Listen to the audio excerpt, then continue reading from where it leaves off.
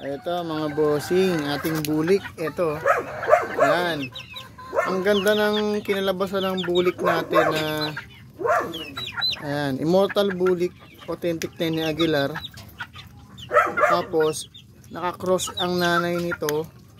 Ang nanay nila ay B-boy bulik mga bossing. Yung pinopost ko, authentic din yun na B-boy. So ang ganda ng nilabas, ayan oh, light. Bali ano to, 1/4, 3/4. Ayan.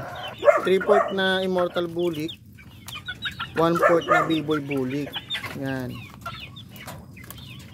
Ayan. Tapos ito Allen Roundhead din to. Pure to mga boss. Ayan. Niwalay ko lang siya.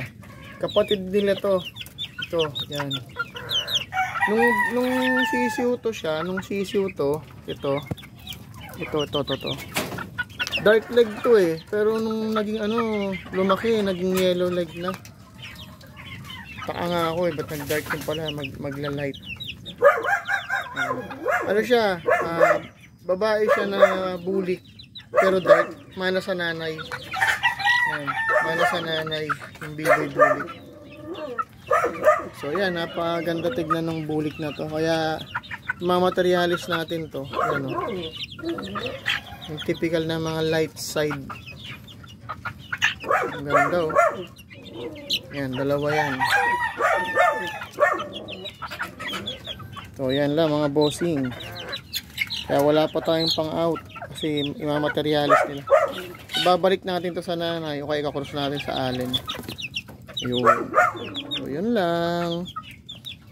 Yun lang sila. Ang healthy mga boss kahit nag-uulan. Prevention is better than cure talaga. Bibigyan mo kaagad sila ng antibacterial para maagapan, no? Di ba? Kahit nag-uulan, talakas nila kumain.